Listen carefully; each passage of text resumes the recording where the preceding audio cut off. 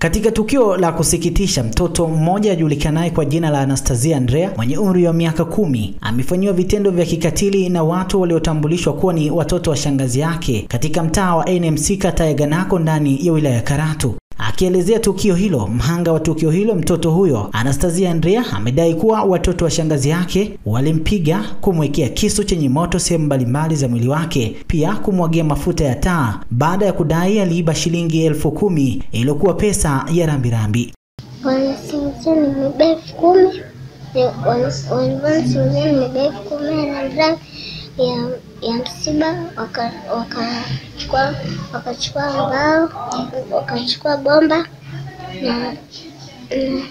na kisu, wakaweka kwa moto, wakanimwagia mafuta kuingia masikioni. Ndipo kana ananipiga, akachemsha maji ya moto akanimwagia, akaniambia katafuta hela. Nikamwambia sijachukua.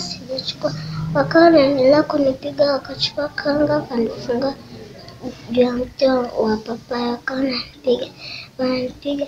Ile mwisho na kanga ilivyofunguka, wananilenga, nikakimbia. Nilipokimbia wakanipeleka kule kwa Anita, wakanifunga mkono na mguu, wananichapa, wananimwagia maji kwenye tiles, wananiambia lala hapo, wanaendelea kunipiga na pekecha. Mkono alia, walivyonifungua wakawa wamechemsha tena maji ya moto. Nikawa nimekimbia chini ya fungu, najifunika na manguo. Nilipokimbia wakawa wananimwagia maji, anashata kwenye jagi, wananimwagia. Nikatoka maji ya moto yalivyoisha, nikatoka. Nikamwambia dada, mimi sijachukua hela hapo, akawa ananisingizia mimi. Ile mtoto anavuka wale wamaliza, wanavona wananimwagia mimi maji, yale mabaki ya chakula leo baki wananimwagia. Tulikanyamaza. Tulipofika nyumbani wakanikimbiza mpaka kule chini. Nilikuwa napiga kelele, wakaniambia napiga kelele. Nikamwambia dada nisamehe, wakawa nakataa. Hebu ngoja tuambie. Nimesikia pia kuhusu nani mafuta ya taa. Walikumwagia mafuta ya taa? Ndio. Ilikuwaje hiyo mafuta ya taa, tuambie. Ilikuwa kabla hapo Vandra tulikuwa tumekaa ndani, wakafunga mlango. Wakaniambia sema kweli ile kwa hapo, nikamwambia dada sijui la. Wakanimwagia mafuta ya taa, mengine akaingia masikioni, mengine yakamwagika kwa gauni, ndio ikaisha. Wakanipiga, wakaniambia katafuta hela haraka. Nikakimbia nikaondoka. Nilipofika kwa jirani, nikafika kwa jirani, nikamwambia jirani, naomba nisaidie. Akaanza kuongea na simu, akaniambia nikusaidia nini? Nikamwambia napigwa, nimesingizwa, nimeiba 10,000. Niliposingizwa nikamwambia subiri na namba za mama yako, nikamwambia. Nikamtajia, akampigia mama, ndio akaniambia ingia ndani. Kakaangu na yule mwenzake akawa anatafuta, ndio akaniambia, maana ule jirani akaniambia akija hapa nimwambia upo, nikamwambia ndio. Wakawa wanatafuta, wakaondoka. Usiku ndo mama akaja kunichukua. Tulipofika kabla hapo ule nanile Anita akampigia babangu simu, akamwambia mtoto amechukua hela, ameiba, nataka wewe ulipe. Baba akasema mtoto amezidi uwizi, mwache auliwe, muone kabisa. Anita akampigia polisi simu, akamwambia njoo uchukue mtoto, akati mwezi 2 kituoni. Jumatatu tunakuja kumtoa. Jeni na Anita ndio walifanya hilo tukio? Ndio, Esther akiwa ananishika mikono ili nisiweze kutoa mikono. Kwa walikufunga mikono pia? Ndio. Walifunga mikono wapi? Walifunga mikono, ndio kana anaendelea kunipiga. Anita anaendelea kunichoma na kesi, Jeni anaendelea kunipiga. Aidha, mama wa mtoto anayejulikana kwa jina la Bi Elizabeth ameweza kueleza namna ambavyo tukio zima la mtoto wake jinsi ilivyotokea. Huyu mtoto Anastasia ni mwanangu. Huyu mtoto anaishi na shangazi yake. ambaye anaitwa Mama Jeni. Anaishi hapo NMC.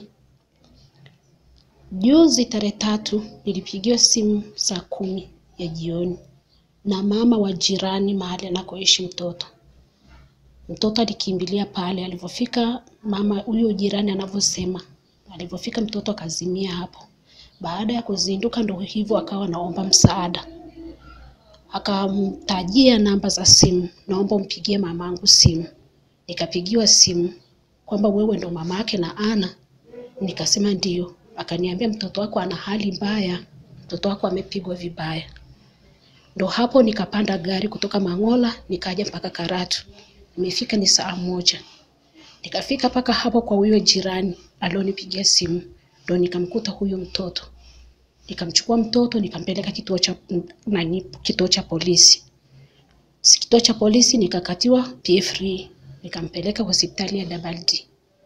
Hiyo Ijumaa. Jana tukamrudisha tena. Tukajaziwa hiyo PF3 hapo Double D. Wakati tunarudi nyumbani, njiani tumefika hapo karibu na hiyo hospitali, mtoto amepoteza ufahamu. Ndio hiyo tukaamua tuingie hapa hospitalini. Ndio. Hebu tuambie, umesema mtoto ukae naye, kwa nini? Mtoto sikae naye baada ya kuachana na baba yake. Kwa hiyo mmeachana na baba yake? Ndio. Akawachukua watoto akawapelekea dada yake. Labda aliwachukua kienyeji au alichukua kwa kufuata utaratibu? Hapana. Hebu tuambie. Tulishafikishana paka ofisi ya ustawi wa jamii Mangola. Tukaambiwa utofauti wa mimi na yeye isiwapate watoto. Watoto wakiwa kwangu asiwazuie, na mimi nisiwazuie kurudi kwake. Tushirikiane kwenye malezi ya watoto. Basi ikawa hivyo, tukashauriwa kwamba hata nikipata safari nimweleze yeye kwamba mimi na safari, yeye abaki na watoto. Siku nikapata safari. Nilienda kumuuguza mamangu Kirurumu Mtwaumbu. Nilivyorudi sikuwakuta watoto wangu. Baada ya kumuuliza akaniambia nimewapatia shule ya bweni. Je, ni kweli shule ya bweni? Hapana. Imekuwaje sasa? Baada ya kuniambia kwamba nimewapatia shule ya bweni, akaniahidi kwamba likizo watakuja nyumbani. Baada ya miaka ikawa inaenda, watoto hawaji likizo. Nikimuuliza ananijibu jeuri kwamba sina watoto niliozaa na wewe. Ikapita karibu miaka 4 siwajui watoto wangu mahali waliko. Nikimuuliza ndio hivyo, ananijibu ukatili. Mkubwa wake na huyu alinipigia simu, mama una uwezo wa kumlipia Ana, maana Ana amepigwa vibaya na huku amechomwa, amemwagiwa mafuta taa, na tumempigia baba simu. Baba anasema hata uuliwe mimi sina shida. Mkubwa wake na huyu ndo akatamka hivyo. Sasa baada ya hapo nyinyi mmechukua hatua gani labda? Baada ya hapo ndio hivyo mimi nilivyofika kumchukua mtoto na kumpeleka kituo cha polisi na kupewa PF3 na kumpeleka hospitali. Mimi naomba serikali, kama serikali ichukue hatua za kisheria na ichukue utetezi juu ya huyu mtoto, maana huyu mtoto kitu alichofanywa ni ukatili. Maana hata kama kweli amechukua hiyo hela isingekuwa hivyo. Naye shuhuda wa tukio hilo ambaye hakutaka jina lake kutajwa ameeleza mkasa mzima hadi alipofanikiwa kumwokoa mtoto huyo. Ilikuwa yani majira ya saa 9 huyo mtoto akikimbizwa. Sasa wakati anakimbizwa mwenzake akamkamata, mwingine akaja na libomba fulani lile la kupitisha maji akiwa anampiga. Sasa akaanza kumpiga na watu wakataharuki kwamba kwa nini anampiga na fimbo likubwa na nini likubwa hivyo? Wakaanza kumzuia. Na yeye akadai kwamba msiingilie, tatizo hili ni la kwetu. Hamwezi kujijua. Hii shida ni la kifamilia. Baada ya pale sisi hatukujua kwamba nini alichokifanya. Ndo wakamchukua mtoto wao, walivyompeleka nyumbani, mama moja pale akasema ngoja nifuatilie nini alichokifanya. Kukuta pale huyu mtoto bado anaendelea kupigwa. Hapo wamemfungia ndani. Pale sasa ndio mahali ambapo wameanza kuchoma na kisu. Hiyo kisu wanaiweka kwenye jiko la gesi, likiungua na wanaendelea kumchapa nalo. Wanamchoma. Mtoto anaendelea kuomba msaada. Yule mama akakemewa. Kwanza, kwa nini umefuata nini hapa kwetu? Mama watu akafukuzwa. Hauna ruhusa ya kuingia hapo ndani. Maana yeye alivyoingia pale mlango ulikuwa uko wazi na hakuna mtu ambaye amemkaribisha. Yule mama akafukuzwa akarudi. na hatua ya kumwagiwa mafuta taa walikuwa wanamtishia kwamba hela iko wapi. Na mtoto katika kujitetea lazima angejitetea, anajitetea kwa maana ya kwamba nimeacha dukani, wakaenda dukani wakakosa. Mara akawadanganya nimempa mama fulani wa jirani pale, nimeacha kwa mama fulani, wakaenda. Hiyo hali ikaendelea mtoto kwa ajili ya kujitetea, kwa sababu hana la kufanya zaidi, akikosea ni kipigo kinaendelea. Mimi nilivyoona kwa tafakari yangu kwamba pale wanachokifanya na mtoto anachokifanya ni kwamba namna gani asaidike. Ndio maana anasema hela iko sehemu fulani. Inawezekana kwa mawazo yangu huyu mtoto hajaiba, aidha kama ameiba. Kwa sababu shilingi 10,000 mtoto kama huyu akiiba lazima amekula na wenzake, shuhuda ingekuepo. Kwa hiyo kwa akili haraka inaonyesha kwamba huyu mtoto hakuwa na hizo hela. Umeona? Kwa sababu 10,000 ukosi change, angepata change hawezi kula ndani ya siku moja. Masaa yale ni machache mno. Kwa hiyo nilichoshuhudia ndio iko hivyo, na mtoto alisaidia kwa namna hiyo. Wakati mimi na wao tunajibishana, mtoto akachoropoka. Vile mwalimu wa darasa ambalo mtoto Anastasia anasoma ametuelezea minendo ya mwanafunzi huyo pindi anapokuwa shuleni hapo. Mimi naitwa Madam Silvia Shayo, ni mwalimu wa shule ya msingi Haimu, na ni mwalimu wa darasa la 4 ambalo anasoma Anastasia Andrea, ambaye amekutana na hili tukio la unyanyasaji. Kwa kweli imetumiza sana. Binafsi imeniuma, nilivyosikia nilikuwa ibadani, ikabidi nitoke nije nimuone mtoto. Kwa kweli hili tukio ni baya. Mtoto amefanywa kitendo cha kikatili, ambapo hata kama angekuwa amefanya kweli kosa, labda amedokoa au ameshakiwa, isingefikia hatua ambao wamemfikisha mtoto. Wito wako kwa wazazi pia na kwa walezi ambao wanaweza kama na kufuatilia muda huu? Kwa kweli wazazi tuwe makini, wote tunalea na watoto hao ni wadogo na watoto ni watundu. Kwa hiyo tutafute tu namna, mtoto amekosea, tutafute namna nzuri ya kumwonya mtoto. Tusimpe mtoto adhabu iliyopitiliza ambayo baadaye ndio kama hivi na inamletea mtoto madhara. Hata hivyo, Inspekta Zuhura ambaye yupo katika kitengo cha dawati la jinsia, wazee na watoto wilaya Karatu ameeleza namna ambavyo jamii inatakiwa kufanya pindi matukio kama haya yanapotokea kwenye jamii inayozunguka. Ikitokea tukio la namna hiyo, na ukatili wowote wa kijinsia, nasema anaweza akalipoti kwa mwenyekiti, lakini akalipoti kwa mtendaji, hata kwa balozi. Anaweza akafika ofisi ya ustawi wa jamii ambayo ipo hapo halmashauri, lakini anaweza akafika wapi? Polisi. Kwa sababu sehemu zote hizo watakazo ripoti, sawa, watatupigia sisi polisi, sawa, kwa ajili ya kuja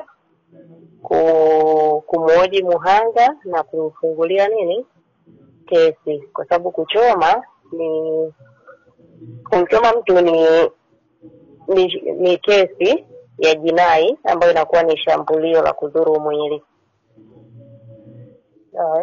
Kwa hiyo kwenye swala la kuripoti, ataripoti sehemu kama hizo, lakini hata kama kuna jirani hapo, anaweza tu akaripoti jirani akawasiliana na sisi polisi, au akamchukua moja kwa moja kumleta kituo cha polisi ambao wameshuhudia kwa kakaa kimo. Labda kuficha kwamba hili jambo lisijulikane kwa watu au lisiende mbele au tulimalize kinyumbani. Kwa watu kama hao wakigundulika huwa mnawafanyaje? Kwa kwanza tunawapa elimu, lakini pia kuna kifungu cha sheria cha kuwabana wao kwa kile kitendo ambacho wamefanya. Wanasema kujua kitu alafu ukakificha ni kama vile umetenda kosa. Kwa sababu umeshajua madhara yake ni yapi, ndio maana umeamua kuficha. Ungekuwa hujui madhara yake, ina maana ungeenda kusema. Umeficha kwa sababu unajua kabisa kwamba hapa kitamletea shida huyu aliyetenda. Kwa hiyo hata wewe utaingia kwenye kosa moja kwa moja. Mimi nawaambia kwamba hebu tujitahidi kuvumbua hivyo vitendo vya ukatili wa kijinsia na tuvitolee taarifa, kwa sababu unapotoa taarifa unamuokoa yule muhanga asiweze kuishi na yale maumivu akaja kuwafanyia watu wengine. Lakini pia unaporipoti tukio kama hilo, unamtendea haki, anaweza kuwa na amani, lakini akaepuka kuwa na msongo wa mawazo na kujidhuru hapo baadaye au kwa kipindi hicho ambacho tatizo lake limetokea. Unapotokea kitendo kama hicho, chukulia kama wewe umefanyiwa, au mtoto wako amefanyiwa au mtu wa karibu kwako amefanyiwa. Uweze ukalifumbia macho. Gasberry Cloud, Lumen Media.